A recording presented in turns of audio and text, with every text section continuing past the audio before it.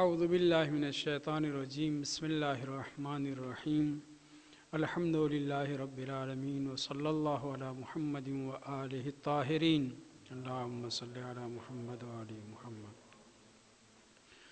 ولعنۃ اللہ علی اعدائہم اجمعین۔ بسم اللہ الرحمن الرحیم۔ آج کے دن ہماری گفتگو حضرت امام مہدی علیہ السلام کے حوالے سے ہوتی ہے اور کتاب مکیال المکارم فی فوائد الدعاء للقائم علیہ السلام، اس کتاب کو ہم نے محور گفتگو قرار دیا ہے، جس کی احادیث میں 514 حدیثیں، اب تک 514 سے کچھ زیادہ ہی حدیثیں ہم وضاحت کر چکے ہیں، اور موضوع گفتگو یہاں پر پہنچا ہے کہ حضرت امام زمان علیہ السلام کو اپنے جد نامدار حضرت امام حسین علیہ السلام سے کن کن چیزوں میں شباہت حاصل ہے، ان دونوں بزرگواروں کی آپس میں کن کن چیزوں میں شباہت پائی جاتی ہے۔ تو اجمالی طور پر یہ ذکر کیا گیا کہ جس طرح انبیاء سابقین نے حضرت امام حسین علیہ السلام پر گریہ کیا ہے، اسی طریقے سے امام زمان علیہ السلام پر، ان کی مصیبتوں پر اور جو پردہ غیبت میں حالات پیش آئیں گے، اس بنیاد پر انبیاء نے بھی اور اماموں نے بھی گریہ کیا ہے۔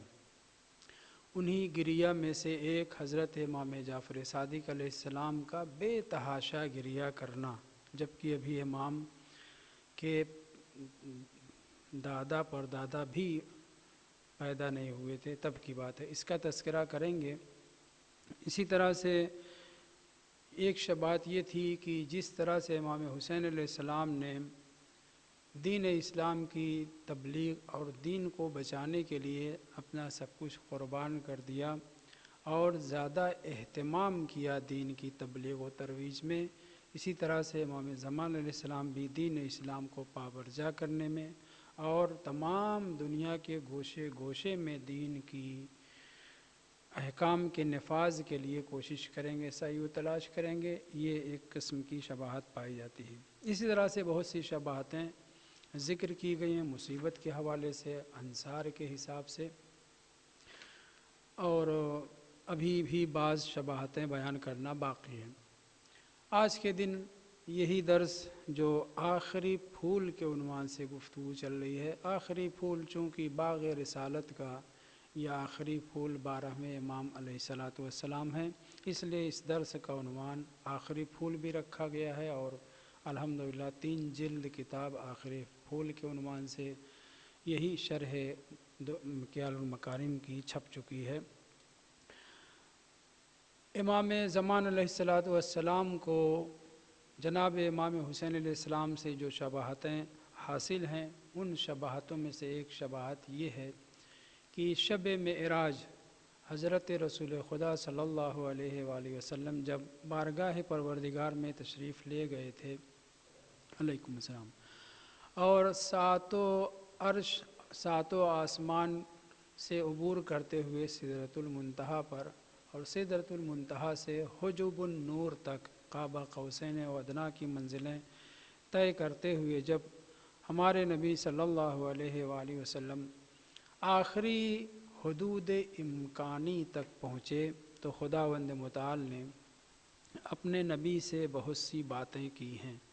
ان باتوں میں امام حسین علیہ السلام کا تذکرہ اور امام زمان علیہ السلام کا تذکرہ بہت اہم ہے۔ ایسے تو جناب امیر المومنین اسلام کا تذکرہ زیادہ ہوا ہے عرش کے منازل پر، معراج کی منزلوں پر، لیکن بہرحال امام زمان علیہ السلام کا بھی تذکرہ ہوا ہے۔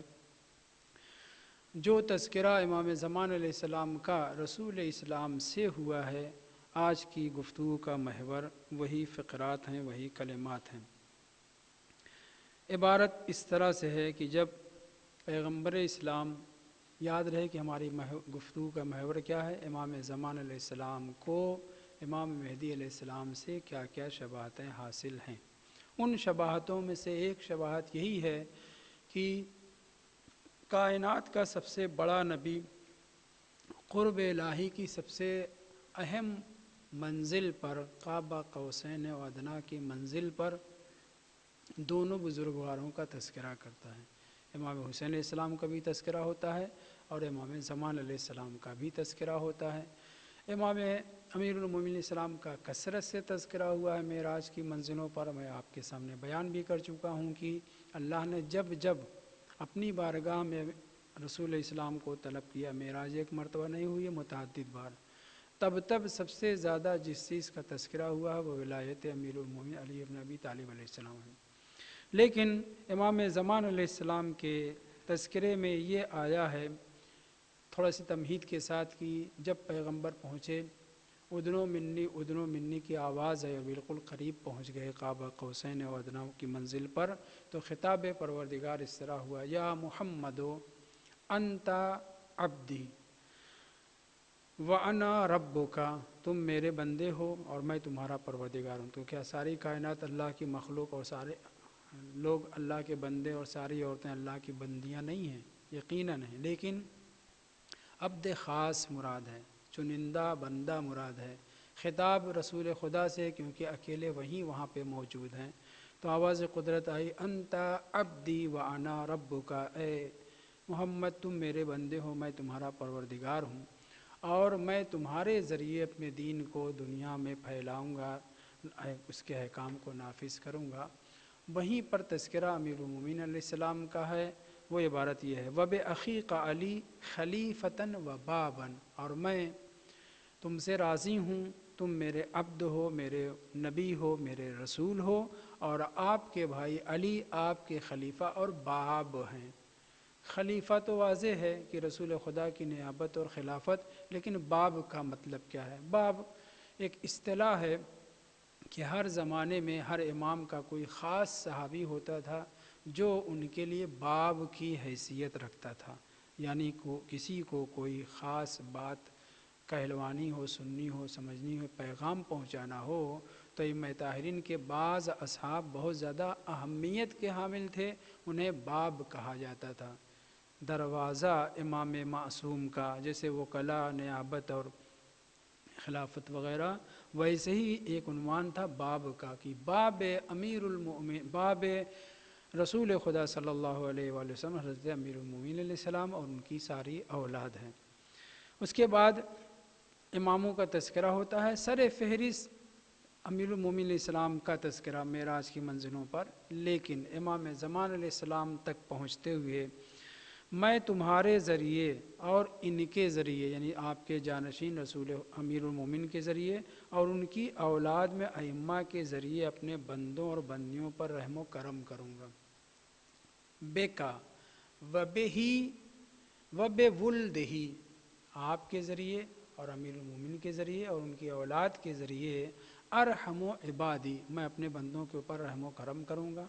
پھر اس کے بعد تذکرہ ہوتے ہوتے یہاں تک پہنچتا ہے، وَبِالْقَائِمِ مِنْكُمْ، اور آپ کی اولاد میں جو قائم آل محمد ہوں گے، اعمر ارضی، میں اپنی زمین کی تعمیر سے مراد یہاں پہ آباد کاری ہے، میں اپنی زمین کی آباد کاری کروں گا۔ آباد کاری کس چیز سے؟ بتسبیحی و تحلیلی و تقدیسی و تکبیری و تمجیدی، میرا ذکر سبحان اللہ، لا الہ الا اللہ، اللہ اکبر، احمد اللہ وغیرہ وغیرہ، جو صیغے حمد الہی کے لیے، تسبیح پروردگار کے لیے جو صیغے استعمال ہوتے ہیں، وہ سارے کے سارے صیغے استعمال کیے جائیں گے اس روئے زمین پر، مگر کس کے ذریعے سے یہ کام ہوگا؟ وَبِالْقَائِمِ مِنْكُمْ، تم میں جو قائم آل محمد ہوں گے ان کے ذریعے میں اپنی زمین کو زندہ کروں گا۔ اعمرو عمارت سے ہے، آباد کاری سے ہے۔ تو کہنے کا مطلب یہ ہے کہ حضرت امام زمان علیہ السلام کا تذکرہ خاص طور سے عرش کی منزلوں پر ہوا، اور اسی طرح سے امام حسین علیہ السلام کا، کہ آپ کی اولاد میں آپ کے نواسے ہوں گے، ان کو بھوکا پیاسا شہید کیا جائے گا، پوری تفصیل جو ہے۔ وَبِهِ أُطَهِّرُ الْأَرْضَ مِنْ أَعْدَائِي، پہلے اعمر و ارضی کہا، بتسبیحی و تقدیسی و تحلیلی و تمجیدی وغیرہ کے کلمے کے ذریعے، یعنی میں اپنی زمین کو آباد کروں گا اپنے ذکر سے، میرا ذکر کیا جائے گا، میرا نام لیا جائے گا، لا الہ الا اللہ کہا جائے گا، سبحان اللہ کہا جائے گا، روزے نماز عبادتیں جو کی جائیں گی کس کے ذریعے؟ وبالقائم منکم، تم میں جو قائم آل محمد ہیں، یعنی آپ کے آخری فرزند کے ذریعے۔ اس فقرے کے بعد دوسرا فقرہ وَأُطَهِّرُ الْأَرْضَ، اور روئے زمین کو پاک صاف کر دوں گا، من اعدائی، اپنے دشمنوں سے، یعنی تلوار چلائیں گے امام زمان علیہ السلام اور ان کے اصحاب خاص، ان کے لشکری 313 جو خاص الخاص ہیں، اس کے علاوہ ہزارہ ہزار لاکھوں کی تعداد میں اہل بیت کے چاہنے والے امام کے ہم رکاب ہو کر کے دشمنوں سے پوری دنیا میں جنگ کریں گے، یہاں سے ہندوستان تک جو ہے جنگ ہے۔ یہ جو جنگیں ہوں گی 18 مہینے تک، بعض روایت میں ہے، بعض روایت میں 8 مہینے تک کاندھے سے اپنے تلوار نہیں ہٹائیں گے۔ یہ جو جنگیں ہوں گی اس میں بہت سے مومنین شہید بھی ہوں گے امام کے اصحاب میں، لیکن خداوند متعال کیا کہہ رہا ہے؟ اطہر الارض من اعدائی، میں خدا زمین کو پاک و پاکیزہ کروں گا اپنے دشمنوں سے، یعنی دشمن دین، دشمن قرآن، دشمن اسلام جو بھی ہو، ان سب کو خداوند متعال نے اپنے دشمن سے تعبیر کیا، من اعدائی، اپنے دشمنوں سے پاک و پاکیزہ میں کروں گا۔ جبکہ یہ کام کون انجام دے گا؟ امام زمان علیہ السلام اور ان کے اصحاب خاص، یا صرف اصحاب خاص نہ کہیں، ان کے لشکری، مگر خداوند متعال نے رسول خدا کے کام کو اپنا کام کہا ہے، معصومین کے عمل کو کام کو اپنا کام کہا ہے، اور اسی طریقے سے امام زمان علیہ السلام کے وہ اصحاب جو دشمنان اہل بیت کو قتل کریں گے، ان کے اس عمل کو تطہیر زمین سے، تطہیر الارض سے تعبیر کیا گیا ہے، اور یہ تطہیر الارض جو ہے خداوند متعال کرے گا، یعنی مومنین کے کام کو بھی خدا اپنا کام کہہ رہا ہے۔ یہ ایک شباہت۔ دوسری شباہت، کثرت سے امام حسین علیہ السلام پر مومنین کا گریہ، کثرت سے سابقہ انبیاء کا امام حسین علیہ السلام پر گریہ، کثرت سے کروبیان اور ملائکہ کا امام حسین علیہ السلام پر گریہ، یعنی صرف مومنین ہی امام حسین علیہ السلام پر نہیں روتے، انبیاء بھی روئے ہیں، فرشتے بھی روئے ہیں، روتے ہیں اور روتے رہیں گے۔ یہ جو کثرت سے گریہ پاکیزہ ہستیوں نے، انبیاء ائمہ نے کی ہے، کس کے اوپر؟ امام حسین علیہ السلام پر۔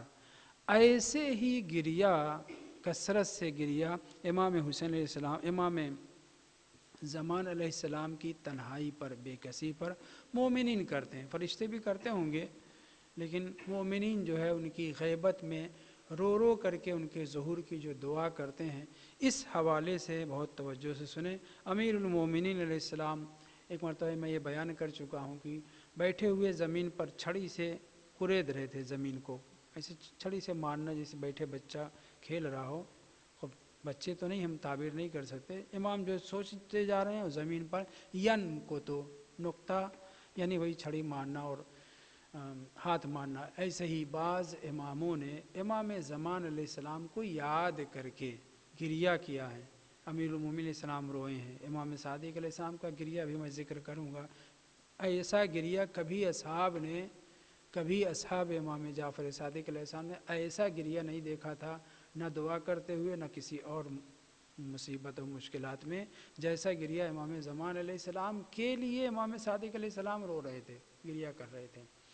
اسی طرح سے امام رضا علیہ السلام کی طرف بھی میں اشارہ کر چکا ہوں، جب دیبل نے مدارس و آیات والی خلط من تلاوت یا من قراءت والا قصیدہ پڑھا ہے، وہاں پہ پہنچے ہیں 4 مصرے کے اوپر، خروج امام لا محالت خارج، وہ جو امام زمان علیہ السلام کا تذکرہ کیا ہے، تو امام رضا علیہ السلام رونے لگے، اور رونے کے بعد دیبل سے کہا یا خزائی نطق علی لسانک روح القدس، یہ جبرائیل ہیں، یہ روح القدس ہے جو تمہاری زبان سے بول رہے ہیں، یہ اشعار تم نے نہیں کہے ہیں، جبرائیل امین نے گویا تم سے کہلوائے ہیں۔ پھر پوچھا کہ یہ کون امام ہے جو اس طرح سے تم ان کا بیان کر رہا ہو؟ تو دیبل نے کہا کہ مولا مجھے تو نہیں معلوم، بس اتنا سنا ہے کہ آپ میں سے ایک امام ہوں گے جو آئندہ پیدا ہوں گے، زمین کو عدل و انصاف سے بھر دیں گے اور وغیرہ، اسی کو میں نے یہاں پہ نظم کیا ہے۔ تب امام رضا علیہ السلام نے یہ فقرہ کہا تھا، اور اس کے ساتھ ساتھ یہ بھی کہا تھا کہ اے دیبل، جانتے ہو وہ کون ہوگا اور کب قیام کرے گا؟ دو فقرہ، جانتے ہو کہ وہ کون ہوگا اور کب قیام کرے گا؟ دیبل نے اپنی لا علمی ظاہر کی، مجھے جو معلوم تھا وہ میں نے نظم کیا، اس کے آگے میں نہیں جانتا۔ پھر امام نے بتایا کہ میرے بعد میرا بیٹا امام محمد تقی علیہ السلام امام ہوگا، ان کا بیٹا علی امام ہوگا، ان کا بیٹا حسن امام ہوگا، ان کا بیٹا جو امام مہدی علیہ السلام ہوں گے وہ شدید غیبت کا زمانہ ہوگا اور پھر اس کے بعد ظاہر ہوں گے۔ یہ بیان کرتے کرتے وَأَمَّا مَتَى يَقُومُ، کب وہ قیام کریں گے؟ امام رضا علیہ السلام نے ہی سوال کیا تھا، بہت توجہ کریں اس جملے کے اوپر، امام رضا علیہ السلام نے ہی سوال کیا تھا، کیا تم جانتے ہو وہ کون امام ہوں گے؟ وَمَتَى يَقُومُ، وہ قیام کب کریں گے؟ امام رضا علیہ السلام، دیبل جن کو زیادہ معلومات نہیں ہے، اجمالی طور پہ معلوم تھا کہ ان کے اماموں کی نسل سے ایک آخری امام ہوں گے، انہی سے امام سوال کر رہے ہیں۔ یہ سب طریقے ہوتے ہیں لوگوں کے ذہن میں بات کو بیٹھانے کے۔ اس سے پہلے میں بھی اس سلسلے میں کئی مرتبہ گفتگو کر چکا ہوں۔ امام ہی ان سے سوال کریں کہ کون ہے وہ، تب امام نے خود بیان کیا کب قیام کریں گے۔ اب خود امام فرماتے ہیں وَأَمَّا مَتَى فَإِخْبَارٌ عَنِ الْغَيْبِ، اور یہ کب قیام کریں گے جو میں نے تم سے پوچھا ہے تو میں تم کو یہ بتا دیتا ہوں، یہ غیب کی خبر ہے، اور مجھ سے میرے باپ نے ان کے اپنے باپ سے، انہوں نے اپنے باپ سے، انہوں نے اپنے باپ سے، یہاں تک کہ امیر المومنین سے، اور امیر المومنین نے رسول اسلام سے یہ نقل کیا ہے۔ کیا عبارت یہ ہے؟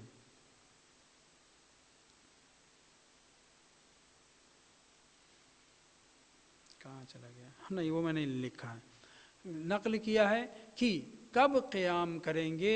ہاں، اس کی عبارت تھوڑا سا ہے متى يخرج القائم من ذریتک، تو خود رسول اسلام سے یہ سوال ہوا۔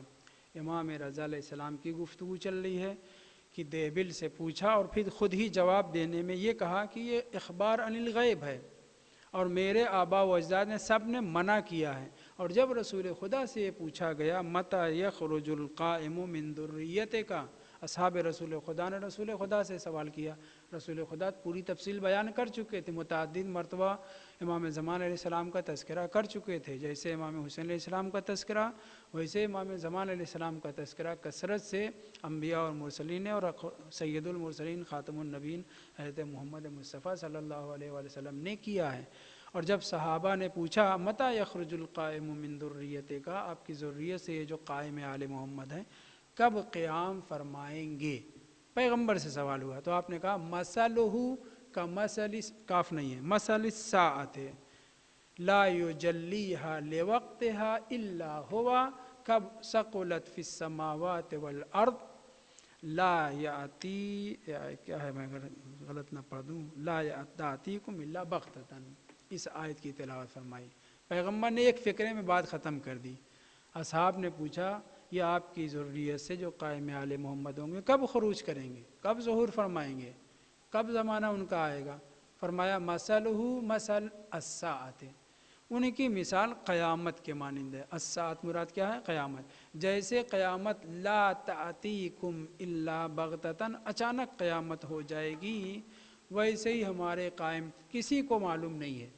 میں رسول خدا بھی تم سے بیان نہیں کر رہا ہوں، اور ائمہ طاہرین نے سب نے وقت کی تعیین کو شدت سے منع کیا ہے، آپ برابر سنتے رہتے ہیں علماء و ذاکرین و خطبہ سے، کہ وقت مقرر کرنے والا چاہے جتنا پڑھا لکھا ہو، اس کی بات آپ تردید کر دیے، ٹھکرا دیے، تم غلط کہہ رہے ہو، جھوٹ بول رہے ہو، تمہارے بس کی بات نہیں، کیونکہ معصومین علیہ السلام نے شدت سے اس مطلب کو منع کیا ہے، اور یہی رسول اسلام خود سیدھے کہہ رہے ہیں مثلہ مثل الساعۃ، ان کی مثال قیامت کے مانند ہے، جیسے قیامت لا یجلیھا لوقتھا الا ہوا، جس کی تجلی، جس کو ظاہر کون کرے گا؟ خداوند متعال ظاہر کرے گا۔ کب قیامت آئے گی؟ اچانک۔ ویسے ہی قائم آل محمد کا ظہور مقرر نہیں کیا جا سکتا۔ میں امام رضا تم دیوبل سے یہ کہہ رہا ہوں کہ اس کا علم صرف خدا کو ہے۔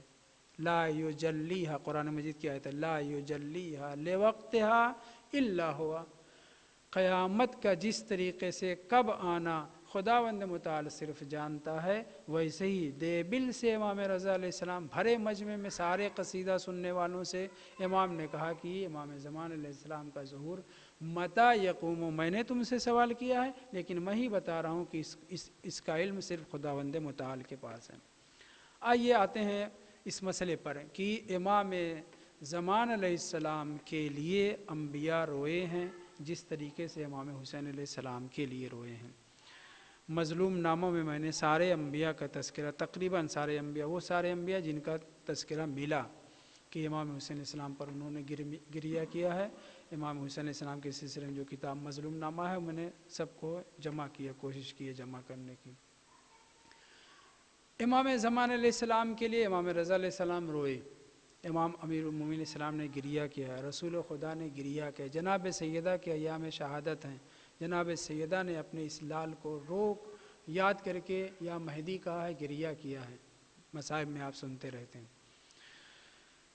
اسی طرح سے امام حسین علیہ السلام نے شب عاشور بھی یاد کیا ہے، روز عاشور بھی امام مہدی علیہ السلام کو یاد کیا ہے۔ بہرحال ائمہ طاہرین کا یہ شیوہ رہا ہے کہ امام زمان علیہ السلام کو خاص طور سے یاد کرتے رہے ہیں اور گریہ کرتے رہے ہیں۔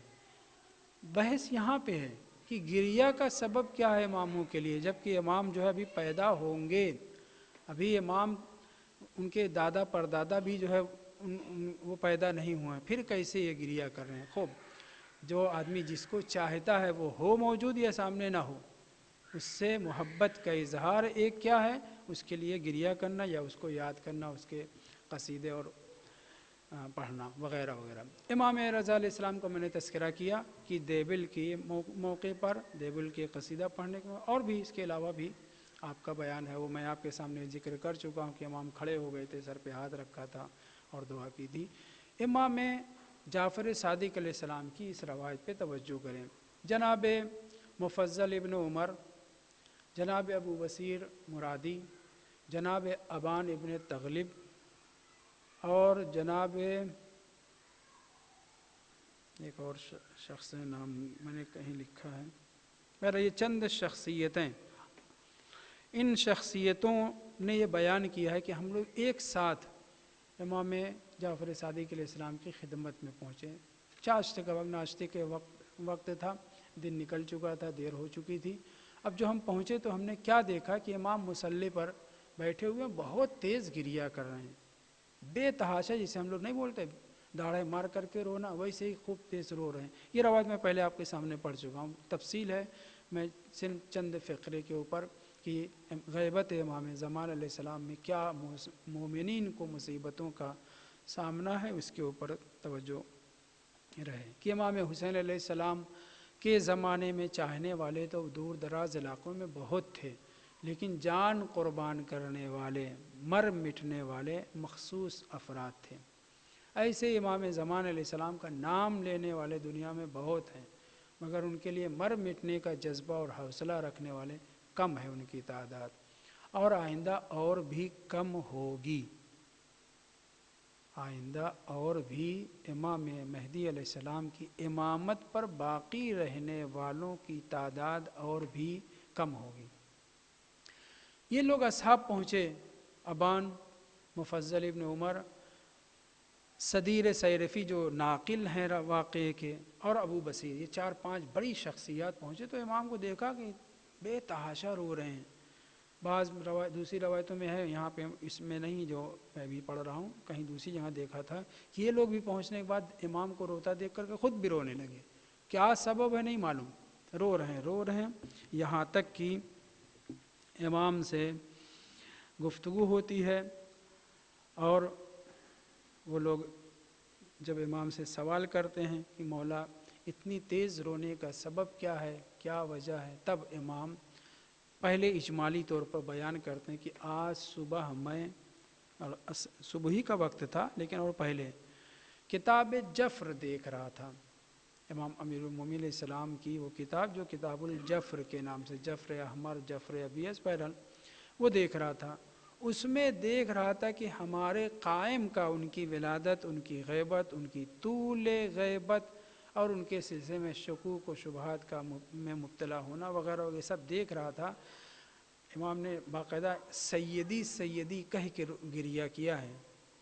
امام مہدی علیہ السلام کے سلسلے میں امام جعفر صادق علیہ السلام نے ان کی ولادت، ان کے دادا پردادا کی ولادت سے پہلے سیدی سیدی کہہ کر کے گریہ کیا۔ چونکہ یہ روایت میں مفصل پڑھ چکا ہوں لہذا دہرانا نہیں چاہتا، بس وہ فقرہ کہ جہاں پر یہ پہنچتے ہیں کہ امام کی طولانی غیبت کی وجہ سے مومنین کو کتنی مصیبتوں کا سامنا کرنا ہے، وہ عبارت یہ ہے، بل والمؤمنین فی ذالک الزمان من بعدہ۔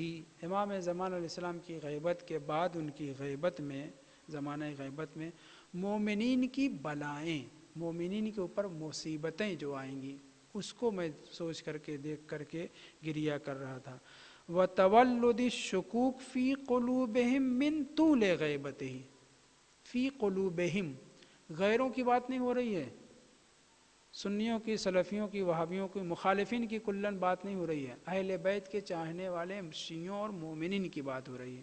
بل والمؤمنین فی ذالک الزمان من بعدہ، امام کی غیبت کے بعد مومنین کو جو بلاؤں کا سامنا کرنا ہے اس کو دیکھ کر کے میں رو رہا ہوں۔ وَتَوَلُّدِ الشُّكُوكِ فِي قُلُوبِهِم، ہم کی ضمیر کہاں پلٹ رہی ہے؟ مومنین کی طرف۔ مومنین کے دلوں میں شکوک و شبہات جو پیدا ہوں گے من طول غیبت ہی، امام کی طولانی غیبت کی وجہ سے، یہ خطرناک ہے۔ وَإِرْتِدَادِ أَكْثَرِهِمْ عَنْ دِينِهِمْ، مومنین کی کثرت، یہ نہیں کہا جا رہا کچھ نہیں، وَإِنْكَارِ أَكْثَرِهِمْ، اکثر صاحبان ایمان مومنین شیعہ لوگ اپنے دین سے مرتد ہو جائیں گے، پھر جائیں گے، ممکن ہے نام لیں اہل بیت کا ظاہری طور پر لیکن دین سے بیگانہ ہو چکے ہوں گے، مرتد ہو چکے ہوں گے۔ وَإِرْتِدَادِ أَكْثَرِهِمْ، ہم کی زمین مومنین کی طرف پلٹ رہی ہے، مومنین کی اکثریت، اکثریت کب ہم کہہ سکتے ہیں؟ جو آدھے سے بہت زیادہ، آدھے اگر برابر ہو تب نہیں لفظ کثرت استعمال ہوتا ہے، آدھے سے زیادہ لوگ، فرض کر لیں اگر 50 لاکھ ہیں تو 30-35 لاکھ تک لوگ جو ہے مرتد ہو جائیں۔ اسی طرح سے اکثر کا لفظ جو ہے آدھے سے زیادہ کے لیے استعمال ہوتا ہے۔ وَإِرْتِدَادِ أَكْثَرِهِمْ عَنْ دِينِهِمْ، اپنے دین، دین سے مراد یہاں پہ دین تشیع ہے، مذہب اہل بیت ہے، مذہب اہل بیت سے مومنین مرتد ہو جائیں گے۔ صرف دین سے، بہت توجہ یہاں پر، کیا فرق ہے اسلام میں اور دین میں؟ دین اسلام کو ہی ہم دین کہتے ہیں نا، لیکن دین علی علیہ السلام لفظ استعمال ہوتا ہے، دین ائمہ، ھذا دینی و دین و آبائی، اس طرح کے کلمات استعمال ہوئے نا، یعنی مسلک اہل بیت، مذہب اہل بیت، مومنین کی اکثریت مکتب تشیع سے، مذہب اہل بیت سے مرتد ہو جائے گی۔ مرتد ہونے کا مطلب یہ نہیں ہے کہ ایک دم کافر و مشرک ہو جائیں گے، یہ مراد نہیں ہے، دین کے اصول اور بنیادی چیز یعنی ولایت اہل بیت، اماموں کی امامت، ان سے مرتد ہو جائیں گے۔ دوسرا فقرہ، وَخَلْئِهِمْ رِبْقَةَ الْإِسْلَامِ مِنْ أَعْنَاقِهِمْ، اور مومنین کی اکثریت اپنی گردن سے دین کی رسی کو نکال پھینکے گی۔ ربقہ کہتے ہیں رسی کو، پہلے دین آیا ہے پھر لفظ اسلام آیا، دین سے مراد کیا ہے؟ مکتب تشیع، مذہب اہل بیت طاہرین علیہ السلام، یعنی امامت سے پھر جائیں گے، ولایت سے بیگانہ ہو جائیں گے۔ کون؟ جو دین پر قائم تھے، جو مومن تھے، ان کی بات ہو رہی ہے۔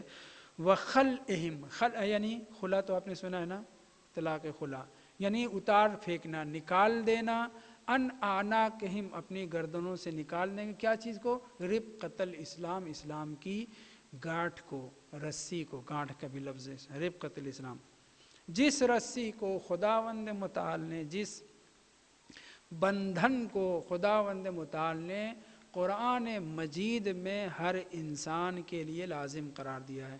یہ عبارت بیان کرنے کے بعد امام صادق علیہ السلام نے اسی آیت کی تلاوت فرمائی ہے۔ وہ رسی وہ ربقہ یعنی رسی، ربقہ اسلام جو ہر مومن کی گردن پہ ہے وہ کیا ہے؟ وَكُلَّ إِنسَانٍ أَلْزَمْنَاهُ طَائِرَهُ فِي عُنُقِهِ، ہر انسان کے پرندوں کو ہم نے اس کی گردن میں باندھ دیا ہے۔ اب کون سا پرندہ ہماری گردن میں بندھا ہوا ہے؟ وہ پرندہ کوئی اور نہیں، ولایت معصومین علیہ السلام ہے۔ خود امام صادق علیہ السلام فرماتے ہیں یعنی الولایت، یعنی ہر مومن کی گردن پر ولایت معصومین علیہ السلام کی گانٹھ ہے، گردن پہ رسی پڑی ہوئی ہے، اور یہ اللہ نے ہر ایک کے لیے لازم قرار دیا ہے، مگر علیکم السلام، مگر مومنین کیا کریں گے؟ غیبت کے طولانی ہونے کے، من طول غیبت ہی، غیبت کے طولانی ہونے کی وجہ سے صرف شکوک و شبہات پیدا نہیں ہوں گے، شکوک و شبہات سے آگے بڑھ کر کے دین اور مذہب تشیع سے لوگ باہر نکل جائیں گے، ولایت معصومین علیہ السلام کا انکار کر دیں گے، یہاں تک کہ وہ رسی جسے خداوند متعال نے طائر سے تعبیر کیا ہے اور ہر ایک کی گردن میں لازم قرار دیا ہے، اس کو نکال کر کے پھینک دیں گے، یعنی اسلام سے بھی بیگانہ ہو جائیں گے۔ پہلے شکوک و شبہات کا تذکرہ ہوا، لفظوں پہ غور کریے، پہلے کیا ہوا؟ تولد الشکوک فی قلوبہم، پہلے شکوک و شبہات کا تذکرہ ہوا، پھر آگے بڑھیے، دین سے پھر جائیں گے، مرتد ہو جائیں گے، یعنی اسلام سے خارج نہیں ہوں گے لیکن مکتب اہل بیت سے وہ بیگانہ ہو جائیں گے۔ اور پھر تیسرے مرحلے میں کیا کہا گیا؟ خلعہم ربقۃ الاسلام من اعناقہم، تیسرے مرحلے میں اسلام سے بھی بیگانہ ہو جائیں گے۔ پہلے شکوک و شبہات دل میں پیدا ہوں گے، نتیجے میں ولایت سے جائیں گے، ولایت سے جانے کے بعد اسلام کا بھی دامن چھوڑ دیں گے۔ امام صادق علیہ السلام فرماتے ہیں، یہ میں پڑھ رہا تھا کتاب الجفر میں، جب میں یہ پڑھ رہا تھا، جب یہاں تک پہنچا، اخذتنی الرقۃ، میرے اوپر رقت طاری ہو گئے، میں رونے لگا، واستولت علی الاحزان، اور میرے اوپر حزن و منال ایسا طاری ہوا کہ میں بے تحاشا رونے لگا۔ امام صادق علیہ السلام، امام زمان علیہ السلام کی ولادت، ان کی غیبت اور ان کی طولانی غیبت کا تذکرہ کرتے ہیں، پڑھتے ہیں پہلے اس کتاب میں، اور اس کے بعد کتاب کو رکھ دیتے ہیں اور رونا شروع کر دیتے ہیں، یہاں تک کہ یہ اصحاب پہنچتے ہیں، وہ بھی رونے لگتے ہیں، اور پھر اس کے بعد امام زمان علیہ السلام ان کے سامنے یہ پوری تفصیلات بیان کرتے ہیں۔ اس تفصیلات میں ایک فقرہ جو خاص طور سے میں لکھ کر کے لایا ہوں، اور اس سلسلے میں تھوڑا سا گفتگو ہو بھی چکی ہے، وہ چونکہ یہ الفاظ میں نے استعمال نہیں کیے تھے اس وقت، شاید سمجھا نہیں تھا، اس لیے میں نے چھوڑ دیا تھا۔ کبھی کبھی ایسا بھی ہوتا ہے، میں اپنی عاجزی کا اعلان کرتے ہوئے کہہ رہا ہوں، بعض روایتیں میں التقاط میں کرتا ہوں، یعنی روایت بہت پیاری ہے، بہت سے مطالب اس کے سمجھے ہوئے ہیں، مگر بعض فقرے، بعض باتیں میری نہیں سمجھ میں آئی تو میں اس کو چھوڑ دیتا ہوں کہ کل کے مطالعہ کریں، کبھی شرح میں کسی اور دوسرے بزرگوار نے کوئی معنی و مطلب اس کا بیان کیا، خاص طور سے علامہ مجلسی اور ان کے صالح صاحب ملا صالح مازندرانی وغیرہ وغیرہ، تو ان کی کتابوں میں احادیث کی جو شرح کی گئی ہے وہ مجھے کافی دلچسپی ہے، پر اس میں دیکھتا ہوں۔ تو یہ میں روایت پڑھ چکا ہوں، مجھے یاد ہے، اسی درس میں اس کو میں بیان کر چکا ہوں، لیکن اس فقرے کو میں نے نہیں بیان کیا تھا، یا ہو سکتا ہے بیان کیا ہو، بات سیدھے یاد نہیں رہ جاتی، تکرار ہو جاتی، معذرت چاہتا ہوں۔ بہرحال امام صادق علیہ السلام نے اس بیان میں جو ان اپنے 4-5 اصحاب خاص سے امام زمان علیہ السلام کے حوالے سے گفتگو کی ہے، وہ یہ ہے کہ ان اللہ تعالی ذکرہ ادار للقائم منا ثلاثہ، اللہ نے ہمارے قائم آل محمد کے لیے تین چکر، ادارہ کے معنی کیا ہے؟ چکر کے، خوب یہاں پہ چکر ترجمہ نہیں کریں گے، ادارہ یعنی واپس لایا ہے، وہی چیز جو ہو چکی ہے، ادارہ للقائم منا، ہمارے قائم آل محمد کے لیے خداوند متعال نے 3 صفت، 3 چیزیں رکھی ہیں، گھما کر کے لائے گا۔ ادارہ لثلاثۃ من الرسل، پہلے ادارہ آیا، ادارہ للقائم منا ثلاثہ، ادارہ لثلاثۃ من الرسل، جو 3 رسولوں کے لیے، عظیم رسولوں کے لیے کر چکا ہے اسی کو گھما پھرا کر کے ہمارے قائم کے لیے بھی وہ 3 عمل انجام دے گا. 3 چکر، 3 صفت، 3 چیزوں میں شباہت. شباہت کے بیان میں جہاں پہ رسولوں کا تذکرہ ہوا تھا، حضرت موسیٰ سے کیا شباہت، حضرت عیسیٰ سے کیا شباہت، وہ بیان کی جا چکی، میں اس کو نہیں دہرانا چاہ رہا ہوں. یہاں جو امام صادق علیہ السلام اس خاص روایت میں بیان کرتے ہیں کہ اپنے 3 رسولوں کے لیے جو چیز قائم کر چکا ہے، ان کے لیے پیش آ چکی ہے، وہ ہمارے قائم کے لیے بھی چلائے گا، کرے گا. کیا ہے وہ؟ نمبر 1، قدر مولدہ تقدیر مولد موسیٰ علیہ السلام، قدر غیبتہ تقدیر غیبت عیسیٰ علیہ السلام، قدر ابتاءہ تقدیر ابداء نوح علیہ السلام. یہ چیزیں اجمالی طور پہ گزر چکی ہیں، بیان کی جا چکی ہیں شباہتوں میں. حضرت نوح سے شباہت، حضرت موسیٰ سے شباہت، حضرت عیسیٰ سے شباہت میں ہم بیان کر چکے ہیں. لیکن ایسے فقرہ نہیں آیا تھا. کیا کہ اللہ نے ہمارے قائم کے لیے 3 رسولوں کے لیے جو چیز کر چکا ہے وہی واپس امام زمان علیہ السلام کے لیے بھی کرے گا. ایک تو ہو چکی اس میں سے، کیا؟ قدر مولدہ تقدیر مولد موسیٰ علیہ السلام. جیسے حضرت موسیٰ علیہ السلام کی ولادت کو مقدر کیا تھا خدا نے، ویسے ہی ہمارے قائم کی ولادت کو مقدر کیا ہے. کیسے؟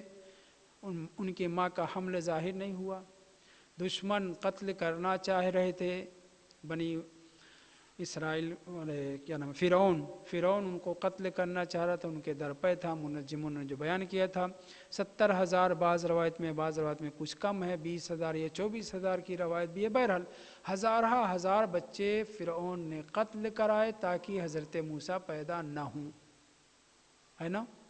70,000 تک ہے، لیکن میں آپ کے سامنے روایت کم والی بھی پڑھ چکا ہوں. امام صادق علیہ السلام اپنے زمانے میں اپنے اصحاب سے کہہ رہے ہیں کہ اللہ نے قدر مولدہ تقدیر مولد موسیٰ علیہ السلام، اللہ نے ہمارے قائم کی ولادت کو حضرت موسیٰ کی ولادت کے مانند مقدر کیا ہے. جو وہاں پر ہوا وہ یہاں ہوگا. یعنی اس زمانے کا فرعون اور اس کے وزراء، اس کے ندما، اس کے سپاہی قتل کرنا چاہ رہے تھے حضرت موسیٰ کو، نہیں قتل کر سکے. ان کی ولادت مخفیانہ طور پہ ہوئی، ہمارے قائم کی بھی ولادت مخفیانہ طور پہ ہوگی. بنی امیہ تو ڈھیر ہو چکے تھے، بنی عباسی خلیفہ، وزراء، اس کے سپاہی، سب کے سب امام زمان علیہ السلام کو پا کر کے ختم کرنا چاہ رہے تھے. اللہ نے حمل ظاہر نہیں ہونے دیا. ولادت ہوئی مخفیانہ طور پر، جیسے حضرت موسیٰ کے ساتھ پیش آیا تھا ویسے ہی ہمارے قائم کے ساتھ پیش آئے گا. امام صادق کہہ رہے ہیں ہم آپ کے زمانے میں امام کی ولادت اسی طرح سے ہو چکی ہے، اور ایک شباہت حضرت موسیٰ سے یہی بیان کی جا چکی ہے. واضح. دوسرے، وقدر غیبتہ تقدیر غیبت عیسیٰ علیہ السلام. بہت سے انبیاء کو غیبت ہوئی ہے. کتاب کمال الدین لکھی ہی گئی ہے غیبات انبیاء علیہ السلام پر. امام زمان علیہ السلام نے ان سے کہا تھا حضرت شیخ صدوق سے خواب میں ظاہراً کہ آپ کتاب لکھیے غیبت کے اوپر، غیبت انبیاء کو، اور پھر انہوں نے پوری کتاب کمال الدین لکھ رکھی ہے کہ اس میں یہ روایت بھی ہے کہ اللہ نے حضرت امام مہدی علیہ السلام کی غیبت کو حضرت عیسیٰ کی غیبت کی طرح مقدر کیا ہے. حضرت عیسیٰ کے لیے بنی اسرائیل، ان کے زمانے کے بادشاہ وغیرہ بھی، دشمن جو سب کے سب کیا، ان کو اٹھا کر کے انہوں نے پھانسی دے دی ہے. اللہ نے قرآن مجید میں بھی ظاہر کیا، اس سے پہلے دوسرے انبیاء کے زمانے میں بھی ظاہر کیا تھا. حضرت عیسیٰ قتل نہیں ہوئے ہیں، پھانسی پہ نہیں ہیں. ما قتلوہ وما صلبوہ ولکن شبہ لہم. قرآن مجید کی آیت میں بار بار آپ کے سامنے پڑھ چکا ہوں. قرآن نے صاف لفظوں میں تذکرہ کیا ہے حضرت عیسیٰ کو پھانسی نہیں دی گئی ہے، انہیں قتل نہیں کیا گیا ہے. ان کے سامنے ایک انہی کے دشمن کو شبیہ عیسیٰ بنا کر کے اسی کو پھانسی پہ لٹکا دیا. خداوند متعال نے لٹکوا دیا، دشمنوں کے ذریعے سے لٹکوا دیا. کیا کہہ رہے ہیں؟ حضرت عیسیٰ علیہ السلام کی غیبت طولانی ہے، कब तक है? जब तक इमाम नहीं तशरीफ लाएंगे तब तक हज़रत ईसा भी गैब में है। क़द्दरा दूसरा फिर, पहले वहाँ पे क़द्दरा मौलिदुहु, यहाँ पे क्या? क़द्दरा ग़ैबतुहु, अल्लाह ने मुक़द्दर किया है ग़ैबत इमाम ज़मान अलैहिस्सलाम को, तक़दीरा ग़ैबत ईसा अलैहिस्सलाम, हज़रत ईसा की ग़ैबत के मानिंद। अब किसकी ग़ैबत तुलानी होगी? इमाम ज़मान अलैहिस्सलाम, ये हज़रत ईसा अलैहिस्सलाम की, हज़रत ईसा अलैहिस्सलाम की, क्योंकि हज़रत ईसा अपने ज़माने से ग़ैब में है।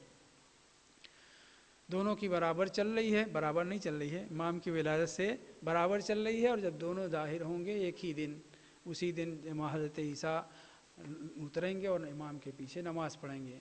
तो ये ग़ैबत क्या है? इमाम ज़मान अलैहिस्सलाम की ग़ैबत हज़रत ईसा की ग़ैबत से तशबीह मुक़द्दर की गई है, इमाम सादिक़ अलैहिस्सलाम ने बयान किया थोड़े से फ़र्क के साथ। तीसरा मसला, वक़द्दरा इब्ताअहु, इब्ता बती जानते हैं सुस्त रफ्तार है ना, इब्ता बाब इफ़ाल से है, सुस्ती यानी तूलानी ग़ैबत को अल्लाह ने इमाम ज़मान अलैहिस्सलाम की मुक़द्दर किया है। तक़दीर इब्ताए नूह अलैहिस्सलाम, हज़रत नूह अलैहिस्सलाम ने जब 950 साल तक झेलने के बाद बद्दुआ की, मैं तफसील से ये यहाँ से मैं बयान कर चुका, मुझे याद है, लिहाजा इशारा करके गुजरूँगा। हज़रत नूह की बद्दुआ कबूल कर ली, और ये हज़रत नूह ने क्या कहा था? पालने वाले, मैंने इनको रात में बुलाया, दिन में बुलाया, तेज़ से बुलाया, धीरे से बुलाया, कितनी ज़हमतें उठाईं, अब ये सिवाय काफिर के कुछ नहीं पैदा करेंगे, लिहाजा इनको अज़ाब में मुब्तला कर। हज़रत नूह को हुक्म हुआ कश्ती बनाइए, कश्ती बना ली। कश्ती बनाने से पहले, बहुत तवज्जो सुने, कश्ती बनाने से पहले हज़रत जिब्राईल अलैहिस्सलाम नवैयात कुछ जो है वो लेकर के आए थे, गुठली लेकर के आए थे, खजूर की गुठली लेकर के आए थे। कहा ये लीजिए, अल्लाह ने आपकी बद्दुआ सुन ली है, इन गुठलियों को लीजिए, बोइए, जब ये फलदार दरख्त हो जाएंगे, फल आ जाएगा, तब जो है आपकी बद्दुआ का असर ज़ाहिर होगा। बहुत तवज्जो सुने, हज़रत नूह अलैहिस्सलाम के, हम लोग ये गलत पढ़ते हैं, तवज्जो सुने मैं क्या कह रहा हूँ, हम लोग ये गलत पढ़ते हैं कि 950 साल तक उन्होंने खिदमत की और सिर्फ 80-85 लोग जो है मोमिन हुए। नहीं, बड़ी तादाद थी, बहुत मोमिन हो चुके थे, मगर छटाई हुई है, और आखिर में वह 80 और 70 के दरमियान, 70 से ऊपर, 80 के आसपास, बाज़ ने 83, बाज़ ने कुछ तरह कहा है, नहीं 100 के अंदर कह लें। हुक्म हुआ, हमने आपकी बद्दुआ सुन ली है, मान लिया है, हम अज़ाब नाजिल करेंगे, लेकिन ये हमारे बंदे हैं, हमारी मखलूक हैं, हम इनके ऊपर अज़ाब करेंगे, मगर अज़ाब करने का तरीक़ा ये है, लीजिए ये गुठलियाँ, इसको ज़मीन पे बोइए, हरे भरे दरख्त हों, जितने भी साल लगें, जब फलदार दरख्त हो जाएंगे, फल आ जाएंगे, तब अज़ाब आएगा। हज़रत जिब्राइल ने दिया, हज़रत नूह ने ले लिया, तफसील से मैं बयान कर चुका हूँ। फलदार दरख्त बना साल के बाद, फल भी खाए गए, अज़ाब नहीं आया। रवायत कहती है 1 सुल्स मोमिनीन फिर गए, मुनहरिफ हो गए, कितने थे मालूम नहीं, बहुत तादाद थी, मुनहरिफ हो गए। जिब्राइल दोबारा नाजिल हुए, जिब्राइल से शिकवा की हज़रत नूह ने कि आपने ये कहा था ये मोमिनीन मुनहरिफ हो रहे हैं। बोले हाँ मैंने ये कहा था, मगर मैंने ये नहीं कहा था कि इस गुठली के फल को पहली ही मरतबा में खाने के बाद उसके अज़ाब आ जाएगा। जी, वो जो गुठली मैंने दी थी आपको, आपने बोया, उसके फल निकले, अब ये जो फल खाए ना, इन गुठलियों को भी बोइए, जब ये फलदार हो जाएंगे साल के बाद, तब अज़ाब आएगा। हज़रत जी नूह अलैहिस्सलाम ने ऐसा किया। 1 सुल्स फिर चुके थे, दूसरी मरतबा फल आए, दरख्त लगा, फलदार हुआ, खाए, फिर भी अज़ाब नहीं आया। फिर हज़रत जिब्राइल से शिकवा किया, यहाँ तक कि रवायत मौजूद है छठे इमाम की ही तूल व तफसीर से 7 मरतबा ऐसे हुआ, और हर दफ़ा कसीर तादाद में मोमिनीन क्या होते थे? मुनहरिफ हो जाते थे। ये नबी हैं, झूठ बोल रहे हैं, वादा किया था, वादा खिलाफी नहीं है, लेकिन बहरहाल उनको वादा खिलाफी ही लग रही थी। ऐसे ही इस रवायत से क्या पता चल रहा है कि अभी दिल्ली बहुत दूर है, امام زمان علیہ السلام کے ظہور کا مسئلہ بہت طولانی ہے اور میں اس سلسلے میں اور بھی روایتیں ذکر کر چکا ہوں۔ قدر ابتاءہ، ابتاء عبارت کیا تھی؟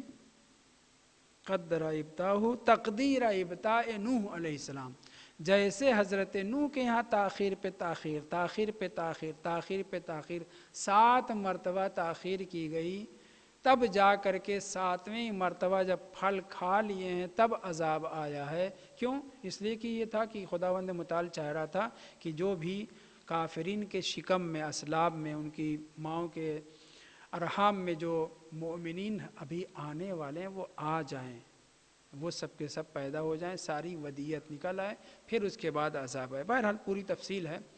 قدر ابتاءہ تقدیر ابتاء نوح علیہ السلام، جیسے حضرت نوح کے بد دعا کے اثر ظاہر ہونے میں تاخیر کی گئی ہے، اللہ عز و جل نے ہمارے قائم کے ظہور میں بھی ایسی ہی کچھ تقدیر مقدر کر رکھی ہے۔